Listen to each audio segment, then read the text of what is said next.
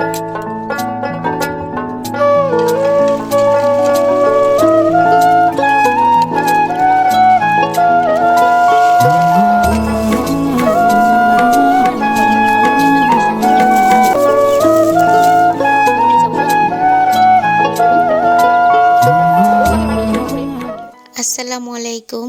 আলহামদুলিল্লাহ আমি ভালো আছি। আশা করছি আপনারা যে যেখানে আছেন অবশ্যই আল্লাহর রহমতে সবাই ভালো আছেন। তো নতুন আরও একটি ভিডিও নিয়ে আমি চলে আসলাম শারমিনস ডায়েরি ব্লগে। আর এই যে আমি মুরগির খাবারগুলোকে মিক্সড করছি। আমি এখানে ভুসি কিনেছি, দেশি মুরগির খাবার কিনেছি, আর দেশের হাতের চাল থেকে যে খুদ বের হয় সেই খুদগুলোকে নিয়েছি, আর গুঁড়া।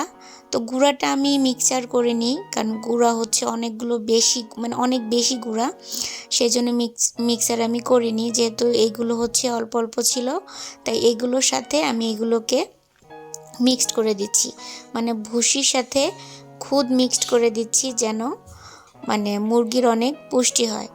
আর যেহেতু আমার দেশি মুরগি, আর একটা সোনালী মুরগি মানে ব্রয়লারের ডিম দিবে, আর একটা সোনালী মোরগ। তো এই মুরগিগুলোর জন্য আমি সুন্দর করে এই খাবারগুলোকে মিক্স করে রেখে দিব ওদের যখন। এই যে আমার মুরগিগুলোর খাবার, এগুলো ওদেরকে খেতে কিনে এনেছি, ঢাকাতে এগুলো পাওয়া যায় মুরগি খাবার। আর এই যে ওদেরকে এখানে রেখেছি।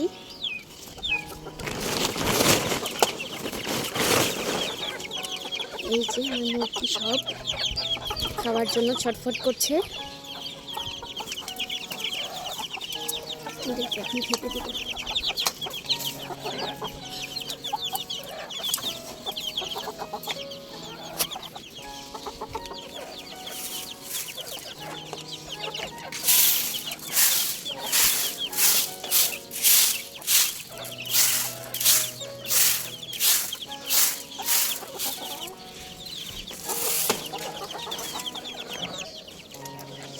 নিয়ে খুলে দিচ্ছে,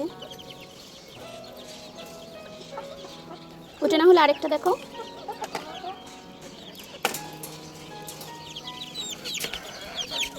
দাও একটা ইয়ে দাও। কি হয়েছে, ক্ষুধা লাগছে?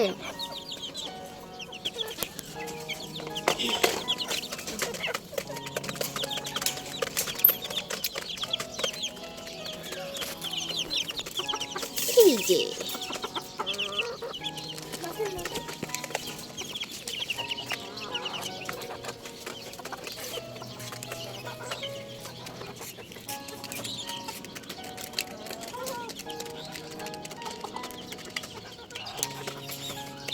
ওদের পানি খাওয়ার পরটা পাইনি, তার জন্য এখানেই পানি দিচ্ছি, এখানেই পানিটা খাক। দেখছো সব ফেলে দিল, সরো, ফেলে দিলে কি হয়?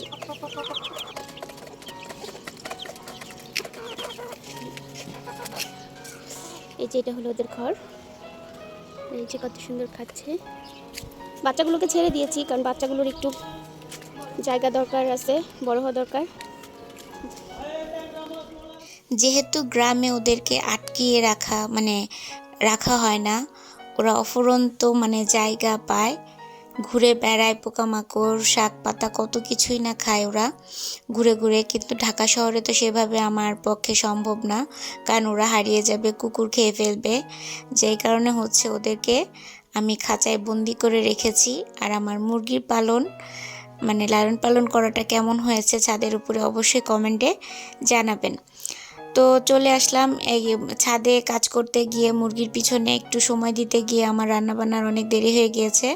তো ঝটপট করে আমি এখানে ছোট মাছ চচ্চড়ির জন্য সব কিছু রেডি করে রেখেই আমি ছাদে গিয়েছিলাম ঝোলের তরকারিটা চুলায় দিয়ে ঝোল দিয়ে। তো ঝোলের তরকারিটা হয়ে গিয়েছে, এখন শুধু চচ্চড়িটাকে আমি মাখিয়ে দিব। তো এই যে পরিমাণ মতো সব মশলা দিয়ে আর আলু বেগুন চিকন চিকন করে কেটে নিয়ে এখন এটাকে আমি খুব সুন্দর করে ভালোভাবে মেখে নিচ্ছি।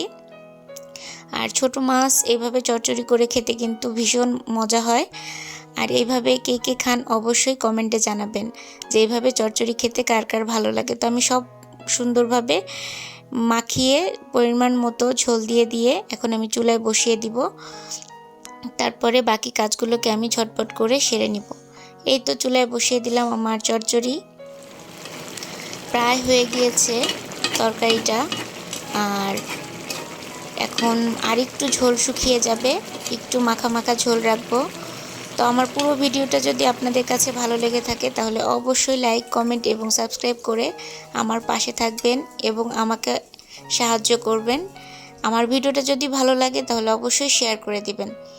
তো এই যে আমি ঝোলের তরকারিটাও আগে থেকে রান্না করেছিলাম।